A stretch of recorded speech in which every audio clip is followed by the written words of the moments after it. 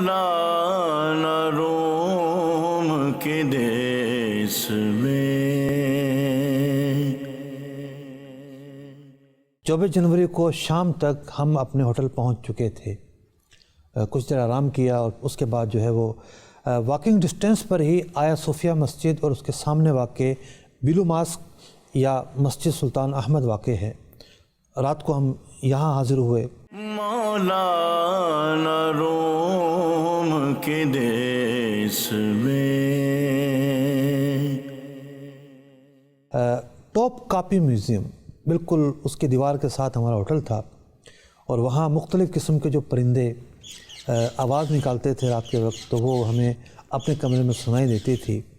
رات کو آرام کرنے کے بعد صبح جب ہم اٹھے تو فریش تھے اور اب ہماری منزل تھی اولیاء استنبول کی زیارت کرنا. دینی الاسلام دینی الاسلام اندھیرے چھٹے اجالا ہوا ظلم و ستم کا ازالہ ہوا.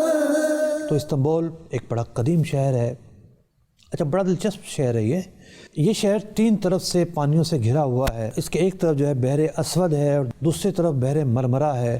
باسفورس جو کہ ایک چھوٹا سا سمندری حصہ ہے جو بحر اسود اور بحر مرمرا کو ملانے کا واحد سمندری راستہ ہے.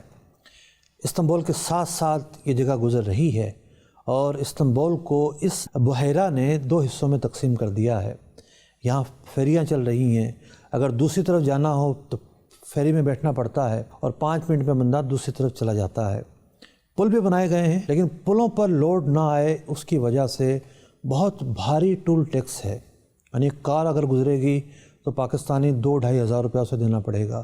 تو کار اس کے بجائے پھر فیری میں آ جاتی ہے. بڑے بڑے جہاز ہوتے ہیں فیریاں اس میں ہوتی ہیں اور پھر جو ہے وہ پار کرتے ہیں. یہاں تک کہ اس کے نیچے سے ٹرین بھی اس وقت گزر رہی ہے. خیر ہم باہر نکلے. استنبول کو اپنی آنکھوں سے دیکھا. وہاں کی صفائی ستھرائی تعمیراتی ترقی دیکھنے والی تھی. اور 3 دن بعد ہمیں پتہ چلا کہ ہمارے ہوٹل سے کوئی 200 میٹر پر بمشکل 200 میٹر پر ریلوے اسٹیشن ہے اور 9 منزلہ نیچے میٹرو ٹرین چل رہی ہے. پہاڑی ایریا ہے. پہاڑوں کو کھود کر زمین کی اتنا نیچے ٹرین چلانا یقینی طور پر ایک عجوبہ ہے. ایک بہت محنت طلب کام ہے. ہم آج استنبول کی زیارات پر نکلے ہیں. مولانا روم کے دیس میں الحمدللہ رب العالمین والصلاة والسلام علی سید الانبیاء والمرسلین اما بعد فاعوذ باللہ من الشیطان الرجیم بسم اللہ الرحمن الرحیم. جی جناب میں موجود ہوں اس وقت آزاد فضا میں. کھلی فضا ہے اور صرف فضا ہی کھلی نہیں ہے بلکہ جو اسلام کا پیغام ہے وہ بھی عام ہو رہا ہے اور جو شاعر اسلام ہیں الحمدللہ وہ بھی آباد ہو رہے ہیں. بڑی بہترین جگہ ہے اور بڑی اچھی لوکیشن ہے اور بڑی اچھی گیدرنگ ہے. مفتی حسان صاحب بھی موجود ہیں جو ہمارے شریک سفر ہیں. اس سفر میں ہمارے ساتھ ہیں اور بہت علمی شخصیت ہیں. آئیے کچھ ان سے بھی پوچھتے ہیں. پہلے یہ بتائیے کہ کیا محسوسات ہیں؟ محسوس تو بہت اچھا ہو رہا ہے اور لطف بھی بہت آ رہا ہے کیونکہ جس چیز کو تاریخ میں پڑھا تھا اور جس چیز کو سنا ہی سنا تھا یا کچھ اس کو فیس بک وغیرہ پر ویڈیو میں دیکھا تھا جب یہ شروع ہوا سلسلہ تو اس وقت تک تھا. آج الحمدللہ خود اس مقام پر ہم موجود ہیں اور اللہ تبارک و تعالیٰ کا شکر ہے کہ اس نے ان مقامات پر ہمیں حاضر ہونے کی توفیق عطا فرمائی. ہم قریب ہی رہ رہے ہیں اور ہمارا ہوٹل بھی یہاں قریب ہے تو یہاں پیدل ہی ہم یہاں پہنچے ہیں یہاں پر. اور یہ بھی بتا دینا کہ پورے مطلب رات کو کہاں سوئے ہوں گے؟ ٹھیک ہے کوئی 1 گھنٹہ سویا ہوگا. آپ سوئے تھے؟ رات کو تو شاید 1.5 گھنٹہ ہی نیند ہوئی ہے. اس کے بعد پھر صبح فلائٹ میں نیند آگے سو آ گئی جی. اور ابھی تک ہم سوئے نہیں ہیں. جی. ہم نے کہا کہ پہلے جا کے دیکھ کر آتے ہیں جن جگہوں کے دیکھنے کے لیے ہم آئے ہیں. مزارات پر تو صبح حاضری ہوگی اور یہ وہ جگہ کہ جہاں پر بڑے بڑے اولیاء کرام آتے رہے ہیں, صوفی آتے رہے ہیں, اقطاب آتے رہے ہیں. مرکز تھی یعنی ترکی کا دل کہلاتی تھی یہ مسجد. یہاں پر جو ہے وہ حاکم وقت آ کر خطبہ سنتا تھا، اگر خود اہل ہوتا تھا خطبہ دیتا تھا۔ اللہ تعالیٰ ہمیں برکت نصیب فرمائے اور اسلام کا بول بالا فرمائے۔ مولانا روم کے دیس میں حضرت سیدنا ابو ایوب انصاری رضی اللہ تعالیٰ عنہ کے مزار پر انوار پر پہنچتے ہیں۔ آپ کا مزار پر انوار پورے استنبول شہر کے لیے ایک روحانی مرکز کی حیثیت رکھتا ہے۔ اہل ترکی اور اہل استنبول اس جگہ کو سلطان ایوب کے نام سے یاد کرتے ہیں، یعنی آپ تو حضرت ابو ایوب انصاری رضی اللہ تعالیٰ عنہ ہیں جو کہ میزبان رسول رہے ہیں، جن کے گھر پر نبی اکرم علیہ السلام نے ہجرت کے بعد سب سے پہلا قیام کیا۔ ان کا یہاں پر نام سلطان ایوب ہے، جو کہ بادشاہوں کے نام کے آگے سلطان لگتا ہے، تو اہل ترکی اہل استنبول نے ان کے نام کے آگے بھی سلطان لگا رکھا ہے، اور یہاں ہر وقت رش رہتا ہے، زائرین کا یہاں تانتا بندہ رہتا ہے۔ اس مزار پر انوار کے قریب میں ہی ایک قدیم قبرستان ہے جہاں بڑے بڑے اولیاء، بڑے بڑے علماء، صالحین اس جگہ مدفون ہیں۔ آج بھی اگر کوئی بہت بڑے عالم کا انتقال ہوتا ہے تو پہلی کوشش یہ کی جاتی ہے اس قبرستان میں دفن کیا جائے جو حضرت سیدنا ابو ایوب انصاری رضی اللہ تعالیٰ عنہ کے مزار پر انوار کے ساتھ ہے۔ یہاں کی حاضری بھی ایک بڑی ہی پر لطف حاضری تھی۔ یوں سمجھیے کہ ہم میزبان رسول صلی اللہ علیہ وسلم کی خدمت میں حاضر تھے کہ آج ہم بھی آپ کے مہمان ہیں، آپ ہمیں بھی آج اپنے روحانی فیض سے فیضیاب فرمائیے۔ مولانا روم کے دیس میں آپ اس مزار کے پاس جائیں، اس علاقے کے اندر جائیں، آپ کو پتہ چلے گا کہ روحانیت کس کو کہتے ہیں، برکتیں کس کو کہتے ہیں، نور کس کو کہتے ہیں۔ آپ کا جو مزار ہے اس کی برکتیں تو اپنی جگہ ہیں، مزار کے ارد گرد بھی ایسا لگتا ہے کہ نور اتر رہا ہے، رحمتیں برس رہی ہیں، اور ترکی والے انتہا درجے کی ان سے عقیدت و محبت رکھتے ہیں۔ اس علاقے کو جہاں آپ کا مزار ہے اس کو کہتے ہی ایوب سلطان ہے، کہ یہ سلطان ایوب کا، یعنی سیدنا ابو ایوب انصاری رضی اللہ عنہ کی نسبت سے اس مقام کا یہ نام رکھا گیا ہے۔ بہت ہی بابرکت مقام ہے، دعائیں اس مقام پر قبول ہوتی ہیں۔ اللہ رب العزت جل وعلا نے اس مزار کی زیارت کی سعادت دی، جا کر بھی اس کی زیارت ہوئی، اور الحمدللہ واپسی کے دنوں میں بھی ہم نے اس مزار کی زیارت کی، دعائیں یہاں پر کیں۔ اللہ تبارک و تعالی ہماری اس زیارت کو اور جو استنبول کے اندر اور دیگر مقامات پر زیارت ہوئی ہیں، اللہ تبارک و تعالی ان تمام کو اپنی بارگاہ میں شرف قبول عطا فرمائے۔ پھر باہر آ کر کھڑے ہو گئے اور باہر آ کر دعا کی۔ پھر ہمیں ہمارے ترکی ساتھی تھے، انہوں نے اس درخت کے بارے میں بتایا۔ مولانا روم کے دیس میں They are before Sahabe Kiram have in Istanbul, and special Khalid bin Zayd radiallahu anh, they know it here, and they search through Aqsh Shamsuddin rahmatullahi alayh. He is one big awliya. He is through dream, we say Turkish keshif. Through keshif he found the place where is the Ayub Sultan radiallahu anh. Then they make one nishan, that one tree. From night, Fatih Sultan Muhammad Khan want to understand, he 100% know or no, don't know. Then shift the tree place. مولانا روم کے دیس میں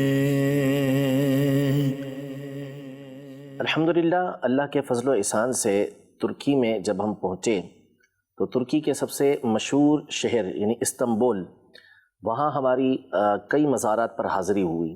Istanbul چونکہ اس کا پہلا نام یعنی اس سے پہلے والا جو نام تھا وہ قسطنطنیہ تھا، اور اس کے حوالے سے چونکہ کئی حدیثیں آئی ہیں اس کے فتح کرنے کے حوالے سے، تو کئی علماء نے، کئی صحابہ کرام علیہم رضوان نے اس بات کی کوشش کی کہ ان کے زمانے کے اندر یہ شہر فتح ہو، اور اس حوالے سے کئی لشکر جو ہے اس قسطنطنیہ کی طرف گئے۔ سیدنا ابو ایوب انصاری رضی اللہ تعالی عنہ وہ جلیل القدر صحابی ہیں کہ جو نبی کریم صلی اللہ تعالیٰ علیہ وآلہ وسلم کے میزبان کے حوالے سے، یعنی میزبانی کرنے کے حوالے سے مشہور ہیں، کہ نبی کریم صلی اللہ علیہ وسلم جب مدینہ منورہ تشریف لے کر آئے تو سب سے پہلے جن کے گھر میں ٹھہرے وہ سیدنا ابو ایوب انصاری رضی اللہ عنہ کی ذات تھی، اور کئی مہینے تک نبی کریم صلی اللہ علیہ وسلم ان کے گھر میں تشریف فرما رہے۔ تو سیدنا ابو ایوب انصاری رضی اللہ تعالی عنہ نے لشکر والوں کو اس بات کا حکم دیا تھا کہ اگر ان کا انتقال ہو جاتا ہے، لشکر کے دوران بیمار تھے، تو جتنا قریب ہو سکے، ممکن ہو سکے، یہ شہر کے قریب لے جائیں۔ اس وقت کافروں کی حکومت تھی اس شہر کے اوپر، تو اس کے قریب جا کے دفنا دیں۔ جب آپ کا انتقال ہوا تو جو لشکر والے تھے انہوں نے کوشش کی کہ جتنا قریب لے جا سکیں شہر کے، اس کے قریب لے جا کر آپ کو دفنایا، اور آپ کی جو قبر مبارک تھی اس کو اوپر سے انہوں نے بالکل سیٹ کر دیا کہ پتہ نہ چل سکی کہ قبر ہے، کیونکہ اگر پتہ چل جاتا کہ یہ صحابی رسول کی قبر ہے تو ہو سکتا تھا کہ کافر اس کی بے حرمتی کرتے۔ جب ہم حاضر دینے آئے ہیں تو اچانک سے بارش ہو جاتی ہے، اور سنا ہے کہ استنبول کا موسم بے اعتباری ہے، کبھی بھی یہاں بارش ہو سکتی ہے۔ ہم جب پاکستان آئے تو ایک قافلہ جانے والا تھا، انہوں نے پوچھا جی کیسا موسم ہے وہاں پر، تو ہم نے انہیں بتایا کہ جی کراچی جیسا موسم ہے، حالانکہ مطلب جیسے کراچی میں سردی ہے آج کل ویسے وہاں سردی ہے، لیکن اس کے 3-4 دن کے بعد کیا اطلاع ملتی ہے کہ جناب بڑی زبردست قسم کی برف باری استنبول میں ہو رہی ہے، اور کئی فٹ برف جم چکی ہے، اور جناب گاڑیاں جو ہے نا وہ نہیں چل پا رہی، ٹرام نہیں چل پا رہی، بسیں نہیں چل پا رہی۔ تو خیر موسم ہی الگ ہے استنبول کا۔ تو بارش شروع ہو گئی، وہ تو چھتری تو نہیں تھی ہمارے پاس، اور ایک برساتی لی ہوئی تھی ہم نے، برساتی پہن کے اس کا ٹوپا ووپا پہن کے خود کو بھیگنے سے بچایا، کیونکہ سردی ہو اور سردی کے اندر اگر بارش ہو جائے، کپڑے گیلے ہو جائیں اور ہوا تیز چل رہی ہو تو نمونیا ہو جانے کا ڈر ہوتا ہے، طبیعت بگڑ جانے کا ڈر ہوتا ہے۔ تو بڑی کیفیتیں تھیں، اور ہم ان کے مزار کے احاطے میں ہی موجود حضرت شیخ الاسلام ابو سعود آفندی رحمۃ اللہ تعالی علیہ کے مزار پر بھی حاضر ہوتے ہیں۔ یہ وہ ہستی تھیں کہ سلطان قانونی، بہت بڑے سلطان گزرے ہیں جنہوں نے یورپین کنٹریز کا بہت بڑا حصہ سلطنت عثمانیہ میں فتح کر کے داخل کیا۔ سلطان قانونی کے دور کے اندر یہ شیخ الاسلام تھے، یعنی پوری سلطنت کے سب سے بڑے مفتی تھے۔ انہوں نے ایک بہت مشہور تفسیر بھی لکھی ہے۔ بہت بڑے حنفی عالم تھے، فقہ حنفی کے بہت بڑے مفتی تھے۔ ان کا مزار پر انوار اتنا تو ہمیں پتہ چلا تھا کہ مزار پر انوار جو ہے یہیں کہیں احاطے میں موجود ہے۔ ہم نے وہاں لوگوں سے پوچھا کہ شیخ الاسلام ابو سعود آفندی رحمۃ اللہ تعالی کا مزار کہاں ہے؟ کہا یوں مڑو گے، یوں چلے جاؤ گے مزار آ جائے گا۔ پھر بھی نہ ملا۔ پھر ہم نے آگے کسی سے پوچھا تو اس نے ہمیں جگہ بتائی۔ مزار پر پہنچے تو بڑی خوشی حاصل ہوئی، کیونکہ یہ حسرت تھی کہ ان کی کتابیں ہم پڑھتے رہے ہیں، ان کا ایک نام سنا ہے کہ اتنے بڑے مفتی تھے کہ سلطان قانونی کا جب انتقال ہوتا ہے، محاذ پر وہ تھے اور وہاں انہیں شہادت نصیب ہوئی، تو انہوں نے وصیت کر رکھی تھی کہ ایک ڈبہ ہے، ایک باکس ہے، اسے میری قبر میں میرے ساتھ دفن کیا جائے۔ جب ان کا وصال ہوا تو لوگوں میں تجسس بڑھا، نہ جانے اس ڈبے میں کیا چیز ہے، کھول کے تو دیکھیں اس میں ہے کیا۔ تو جب کھول کے دیکھا تو اس میں سلطان قانونی نے اپنی زندگی میں جو فتاویٰ شیخ الاسلام ابو سعود آفندی رحمۃ اللہ تعالی علیہ سے لیے تھے وہ رکھے ہوئے تھے، اور ایک پرچی تھی کہ یہ وہ فتاویٰ ہیں جو میں نے شیخ سے اپنی زندگی میں لیے، اور میں آخرت میں اپنی نجات کا ذریعہ انہیں سمجھتا ہوں۔ تو یہ اتنی بڑی ہستی تھی کہ جن کے فتاویٰ جو تھے وہ سلطان وقت وصیت کر کر گیا کہ میری قبر میں رکھے جائیں، ان کی وجہ سے مجھے نجات نصیب ہوگی۔ ان کے مزار پر بھی ہم نے حاضری دی، اور پھر واپس ہم آ جاتے ہیں، وہاں سے جانے کا دل نہیں چاہ رہا تھا۔ اب ہم ایک پرانے ایریا کے اندر تھے، استنبول کا ایک پرانا حصہ، قلعے کے اندر مختلف جگہوں پہ مختلف مزارات تھے، اور ان مزارات پر ہم حاضری دیتے رہے۔ استنبول جیسا کہ میں نے عرض کیا بس پہاڑیوں کے پیچ و خم میں واقع ہے، کہیں اونچان ہیں، کہیں ڈھلان ہے، کہیں چڑھائی ہے، اور گاڑی بھی بڑی مشکل سے جو ہے وہ تنگ اور دشوار گزار گلیوں سے گزر رہی تھی، کیونکہ پرانے علاقے اور پرانے محلے تھے، یا چوڑی چوڑی سڑکیں نہیں تھیں۔ بہت سارے اولیاء اور صالحین کے ہم مزارات پر حاضر ہوئے۔ حضرت وہاب بن عشیر کے مزار پر ہم گئے، عامر بن عاص کے مزار پر گئے۔ ایک مزار سفیان کے نام سے تھا، یہ وہ سفیان بن عیینہ نہیں ہیں جو مشہور ہیں، لیکن وہاں یہ لکھا ہوا تھا، لیکن یہ درست نہیں ہے۔ ہم ایک جگہ منسوب تھی حضرت ابو درداء سے، حالانکہ یہ کیوں منسوب تھی اس کا اندازہ نہیں ہے۔ صحابی رسول حضرت کعب بن مالک رضی اللہ عنہ کا مزار وہاں پر معروف ہے، اور لوگ کہتے ہیں کہ واقعتاً ان کا مزار وہاں ہے۔ اسی طریقے سے حضرت ابو شیبہ خضری جو کہ صحابی رسول ہیں، ان سے منسوب بھی ایک مزار ہے، لیکن یہ کنفرم نہیں ہے کہ انہی کا مزار ہے یا یہ یہاں کبھی آئے تھے، ان کا مقام ہے۔ اسی طریقے سے احمد الانصاری، محمد الانصاری، حضرت جابر بن عبداللہ سے منسوب بھی ایک جگہ ہے۔ پھر حضرت عبداللہ خضری، سیدنا حافر، عبدالصادق، ابو سعید خضری، سیدنا شعبہ، ان کے مزارات پر ہم یا جو مقامات تھے ان سے منسوب، ان پر ہماری حاضری ہوتی رہی اور اسی اسنا میں شام ہو جاتی ہے۔ مولانا روم کے دیس میں حضرت محی الدین ابن عربی رحمۃ اللہ تعالیٰ علیہ ایک عظیم شخصیت، اتنی عظیم شخصیت کہ آئندہ آنے والے واقعات پر انہیں ایک عبور حاصل تھا، اور یہ بڑے ہی بند الفاظ میں، رموز کے انداز میں مختلف پیشن گوئیاں کر گئے۔ بہت ساری پیشن گوئیاں ان کی بڑے واضح الفاظ میں ہیں، جیسا کہ اعلیٰ حضرت امام اہل سنت نے فتاوی رضویہ شریف میں قیامت کس سن میں آئے گی حضرت محی الدین ابن عربی رحمۃ اللہ تعالیٰ علیہ کے حوالے سے بیان کیا ہوا ہے۔ تو حضرت محی الدین ابن عربی نے ایک پیشن گوئی کی، لیکن وہ بڑے بند الفاظ میں تھی۔ آپ نے فرمایا اذا دخل السین فی شین ظہر قبر محی الدین، کہ جب سین شین میں داخل ہوگا تو محی الدین کی قبر ظاہر ہو جائے گی۔ مولانا روم کے دیس میں آپ کی قبر جو ہے وہ مخفی ہو گئی تھی لوگوں سے۔ یہ سین شین میں داخل ہونا، اس سے کیا مراد ہے؟ سین سے مراد سلطان سلیم تھا، جو سلاطین عثمانیہ میں سے ایک عظیم بادشاہ تھا، اور شین سے مراد ملک شام تھا۔ ملک شام میں اگرچہ کہ مسلمانوں ہی کی حکومت تھی، لیکن سلطان سلیم نے اپنی ریاست کو پھیلاتے ہوئے سلطنت عثمانیہ کا اسے حصہ بنایا۔ جب سلطان سلیم دمشق کی مسجد میں جمعہ پڑھنے گیا تو وہاں کے خطیب نے خطبے میں بادشاہ پر سلامتی کی دعا کرتے ہوئے اس کے لیے حاکم الحرمین کا لفظ استعمال کیا۔ سلطان سلیم محبوط ہو گیا، حیران ہو گیا کہ میں حرمین کا حاکم، یہ کیسے ہو سکتا ہے؟ تو اس کے بعد آپ نے خطیب سے عرض کی کہ مجھے حاکم الحرمین نہ کہا جائے بلکہ مجھے خادم الحرمین کہا جائے۔ تو سلطان سلیم پہلے شخص تھے جن کے لیے یہ اصطلاح استعمال کی گئی۔ اس کے بعد جتنے بھی سلاطین یا بادشاہ آئے انہوں نے اپنے آپ کو خادم الحرمین ہی کے نام سے یاد رکھا۔ سلطان سلیم کے مقبرے پر ہم پہنچے۔ سلطان سلیم کا مقبرہ سمندر کے کنارے واقع مسجد سلطان یاہوس کے قریب واقع ہے۔ یاہوس کہتے ہیں بہادر آدمی کو۔ سلطان سلیم بہت بہادر تھے، تو جو محل وقوع ہے اس مسجد کا وہ دیکھنے سے تعلق رکھتا ہے۔ ایک طرف جائیں تو سمندر نظر آتا ہے، ایک اونچی پہاڑی پر مسجد ہے اور وہیں پر آپ کا مقبرہ ہے۔ مولانا روم کے دیس میں مقبرے پر ہم پہنچے تو ہمیں وہ تختی نظر آتی ہے جس میں وہ مقولہ لکھا ہوا تھا جو حضرت محی الدین ابن عربی رحمۃ اللہ تعالیٰ علیہ نے سلطان سلیم کے بارے میں کہا تھا۔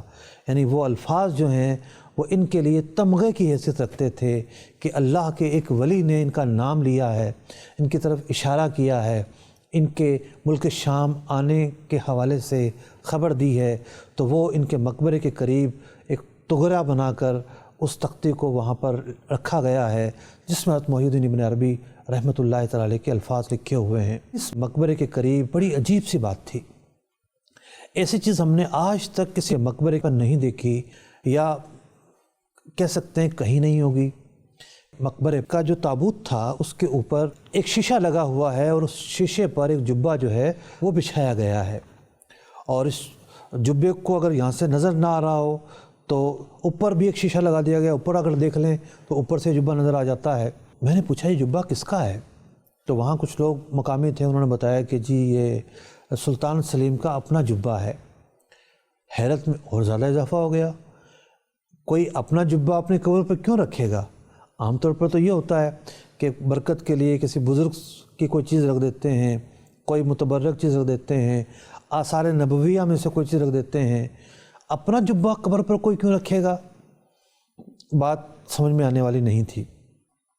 हमारे साथ जो तुर्की मुबल्लिग थे उनसे हमने कहा कि ज़रा ये तख्ती आप पढ़िए। अब वहाँ मामला ये था कि अंग्रेज़ी तो समझो भूल गए। अब तुर्की पहुंचकर अंग्रेज़ी की छुट्टी। वहाँ आम लोगों को अंग्रेज़ी बिल्कुल बोलना नहीं आती। वो लोग जो रस्मुल ख़त इस्तेमाल करते हैं, कहने को तो वो रोमन रस्मुल ख़त है, लेकिन उस रस्मुल ख़त के अंदर भी तुर्की लिखी होती है और उसके तलफ़ुज़ भी अलग होते हैं। तो हमने उनसे कहा कि जनाब आप ये पढ़िए तख्ती, क्या लिखा हुआ है यहाँ पर, और फिर क्या हुआ, लाइव क्या बातें हुई हमारी, आइए कुछ देखते हैं। मौलाना रोम के देश में His kaftan, when they are go to one safar, one place they going. Yes. His ustaz have, his ustaz name Kemal Pasha Zadeh. Kemal Pasha Zadeh. His horse is going to somewhere, where? And Yavuz Sultan Selim is friend. Then his horse, yani ustaz of Yavuz Sultan Selim horse, what? Qadam, yani with chamur we say, torab. That torab is going to Yavuz Sultan Selim Khan Khirka.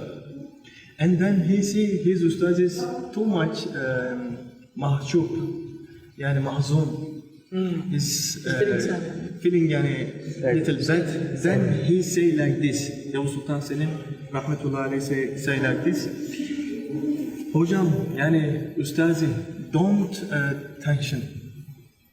Like your alim in Ayan Tozu, yani from his nog is coming to some thing. Us, this is for us zinat, yani jabhar. And he said my wasiyat. Now I say this is my wasiyat. When I dead, this harka on my qabr. Allah. On my qabr. This is Ustad's name is? Kemal Pasha Zadeh. His Murshid also. Kaz askeri, Anadolu Kaz askeri, İbni Kemal Pasha Zadeh. İbni Kemal Pasha Zadeh. Rahmetullahi aleyh. खुलासा ये कि सुल्तान सलीम एक मरतबा अपने उस्ताद और अपने मुर्शिद के साथ घोड़े पर जा रहे थे। वो अपने घोड़े पर थे, ये अपने घोड़े पर थे। घोड़ा जब चलता है तो जनाब धूल मिट्टी भी उड़ाता है, लेकिन एक जगह कीचड़ आ गई और सुल्तान सलीम के उस्ताद का घोड़ा जब वहाँ से गुज़रा तो वो कीचड़ में उसके पाँव पड़े और कीचड़ ऊपर उड़ी और वो कीचड़ जो है सुल्तान सलीम के जुब्बे पर पड़ी। सुल्तान सलीम ने अपने उस्ताद की तरफ देखा तो वो थोड़ी सी नदामत महसूस कर रहे थे। तो सुल्तान सलीम ने कहा कि आपके घोड़े की ये कीचड़ मेरे लिबास पर लगना मेरे लिए तो एज़ाज़ है। आप क्यों शर्मिंदगी महसूस कर रहे हैं? मेरे लिए तो एज़ाज़ है और मैं वसीयत करता हूँ इस जुब्बे को मेरी कब्र पर रखा जाए। देखिए कितने खुश अक़ीदा लोग थे कि अपने मुर्शिद के घोड़े की टापों से जो कीचड़ इनके जुब्बे पर पड़ जाए वो जुब्बा भी इनके लिए अहम हो जाया करता था। अल्लाह अकबर।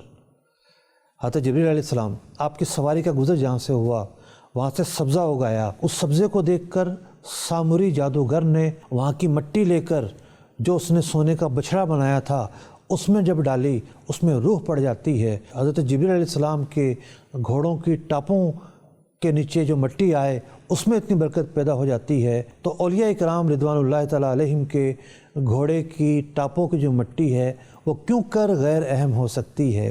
तो बड़ा ही एक अजीब वाक़या था और बड़ा ही हमें अजीब लगा कि वाह क्या मतलब के नज़ारा है ये और क्या मंज़र है ये। मौलाना रोम के देश में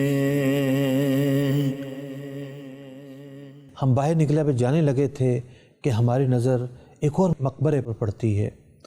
मतलब ये होता है जब आप सफ़र में निकलते हैं तो पता चलता है कि आप एक मकाम की तरफ जा रहे हैं और वहाँ जाकर पता चलता है तो और बहुत सारी चीज़ें हैं। ये सफ़र का हिस्सा है। सफ़र इसलिए तो किया जाता है कि नई आगाही, नई मालूमात आपको हों।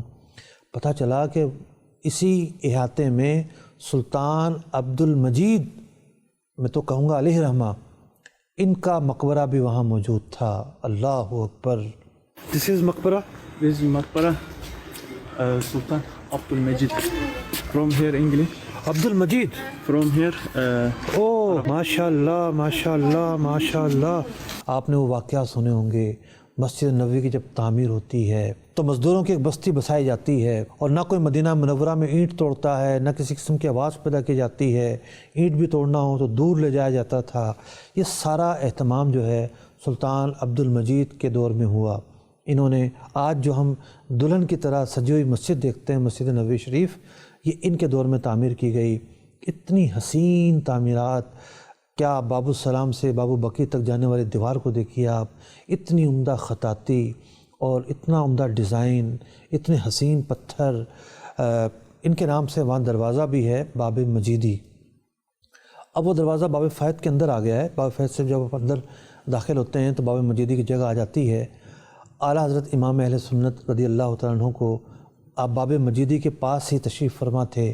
رات کو سو رہے تھے کہ نبی اکرم علیہ السلام کی زیارت ہوتی ہے. اس لیے تو وہ شعر اعلیٰ حضرت کی شان میں پڑھا جاتا ہے کہ باب مجیدی میں جس کی چمکی ضیاء. اور مولانا ضیاء الدین مدنی رحمۃ اللہ تعالی علیہ کا جو گھر تھا وہ اس باب مجیدی کے باہر ہی تھا.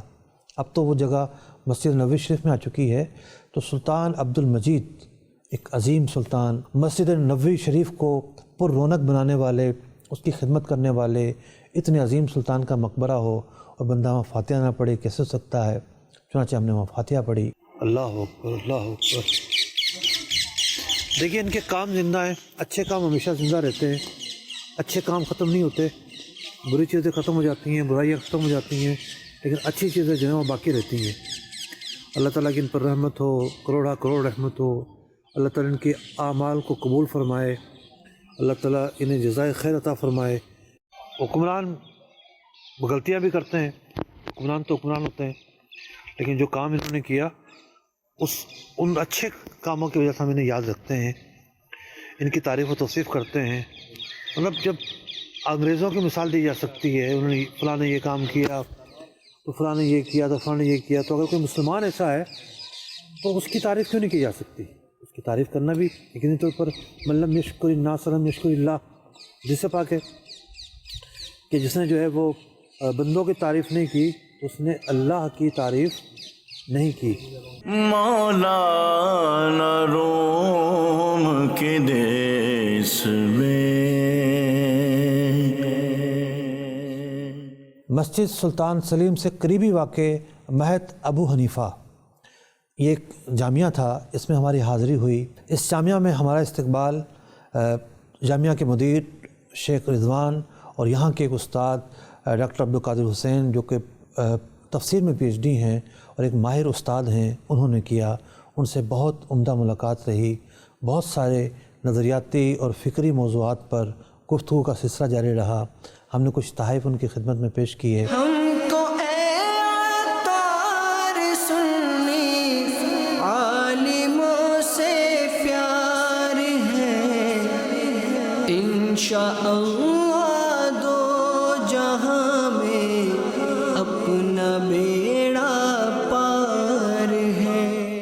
اور یوں بالآخر اس ملاقات کا خاتمہ ہوا. ڈاکٹر عبدالقادر حسین نے اپنے علاقے جو کہ یلوہا ایک شہر ہے، فیری کے ذریعے جانا پڑتا ہے وہاں پر، وہاں آنے کی ہمیں دعوت دی، لیکن مصروفیات کی وجہ سے وہاں تو نہ جا سکے. لیکن یہ ملاقات بہت اچھی ملاقات رہی. اور اس کے بعد پھر ہم کہاں گئے، کہاں جانا ہوا، کس جگہ گئے، اگلی قسط میں اللہ نے چاہا تو یہ ساری باتیں لے کر آپ سے دوبارہ ملاقات کریں گے. مولانا روم کے دیس میں